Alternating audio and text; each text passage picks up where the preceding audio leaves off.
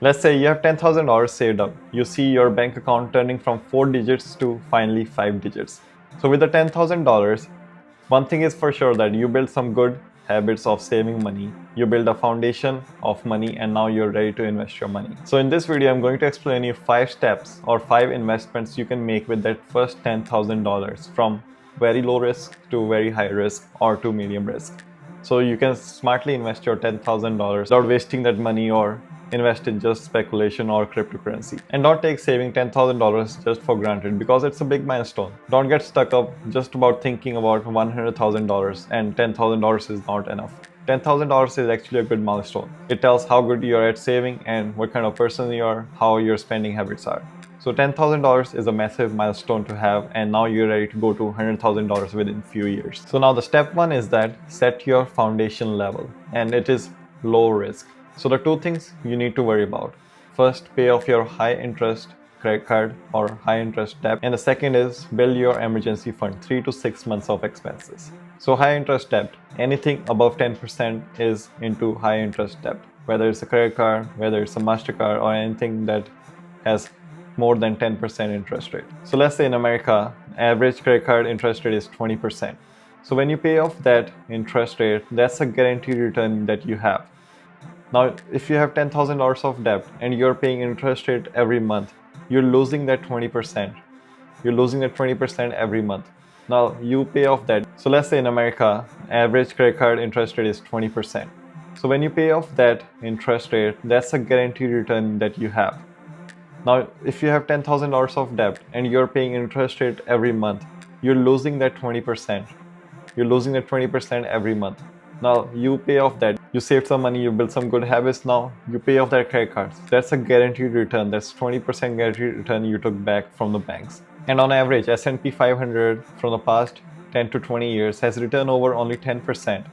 And credit card debts is 20%. So there is a difference of 10% right there. So if you somehow pay that credit card, you're earning way more than just investing in S&P 500. So the first step is pay off high interest credit card or student loan debt. And the second is build an emergency fund. So an average American has about $1,500 to $2,000 of fixed expenses or living expenses. And if you multiply 1,500 by 3, that's $4,500. So in your emergency fund or an emergency savings account, you need to have at least $4,500 to $5,000 savings in your account. So whenever anything happens, your car broke down, any hospital bills, if you have to go to another country for some important trip, you can use that emergency fund without going into high interest debt. Again, credit card debt is worse. Think twice before jumping into a huge, massive credit card debt. And again, even if you start investing, let's say you have good returns, you have 100% returns in S&P 500, you have unexpected huge medical bill. So you have to sell your investment to pay off that bill. So if you have an emergency fund, you're more confident and you can invest your money without stressing about any emergency that can happen in the future. Now, after building foundation in step 1, step 2 is invest in long-term holding, very low to medium risk. So invest in long-term holdings like S&P 500 or VOO or SCHD. So S&P 500 over the 5 years has returned over 100% in the past 5 years. So if you invested $10,000 in 2020, you will have in 2025 $20,000. And it's really important when you're starting out, invest in long-term holdings rather than stuck in speculation stocks or cryptocurrencies or day trading. So you build a foundation of investing. So what index fund basically is that it's a basket of various stocks that you can just buy an index fund that will have a lot of those individual stocks.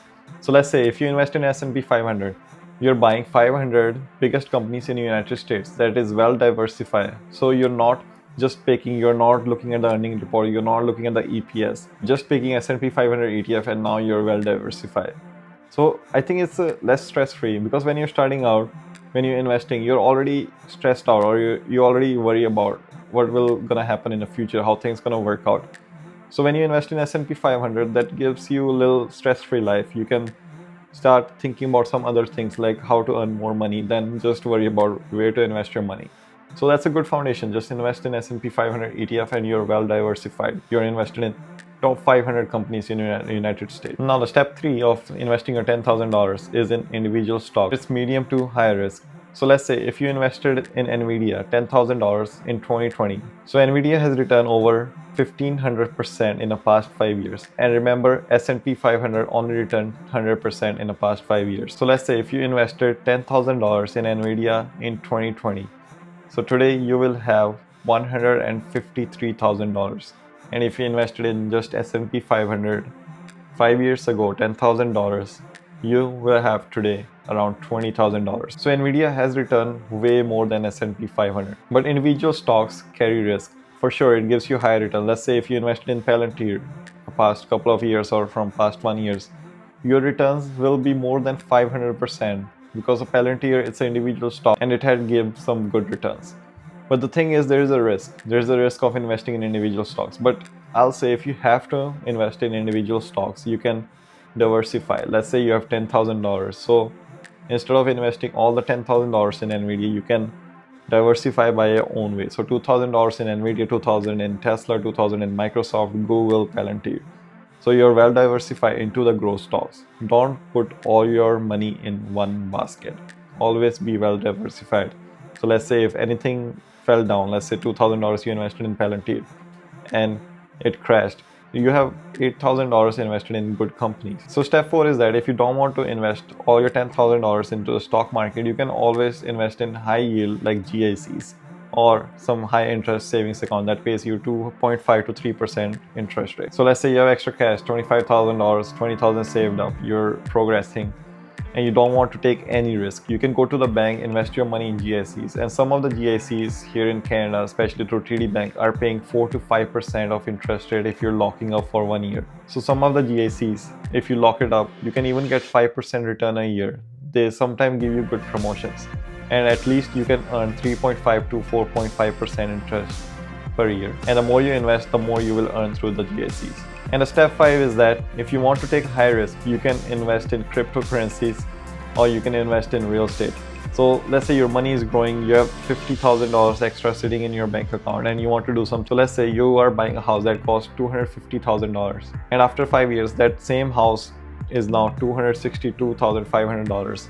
So you invested $50,000 and that's a 5% return on a house in a 5 years. So people build wealth in real estate through leverage. So you earn $12,500. So that's 25% return on your $50,000. So this is the money you earn through leverage through real estate, and millions of people are doing it. Some people are losing money, some people are making money. The thing is to create a system of real estate, save some money if you want to invest in property. But I don't recommend jumping too soon into real estate. Doesn't matter where you live, because it's a high risk. It's not a passive income, it's a complete active income. Doesn't matter if you are putting on rent or are you just living in it. And there are a lot of fixed expenses when you're buying a house. So if you want to take extra risk, cryptocurrencies, buying a house, buying individual stocks like Palantir, and more of our speculative stocks that can jump a lot, that's always an option if you want to take more risk. But 90% of us, if we have less than $50,000 or even $100,000 in our investing account, 90% of our are just well off just by investing in low cost index funds. And that gives us good compounding growth. And if you have to take risk, you want more growth, I'll say just take risk from your 10 to 20% of your investment. So let's say if you have $20,000, take risk or do day trading only with $2,000. Don't just put all your money in, or you will end up quitting your investing account or quit doing investing. So if you find any value from this video, please give this video a thumbs up and subscribe to my YouTube channel. If you subscribe to my YouTube channel, it means the world to me. It inspires me to create more videos and provide more education content.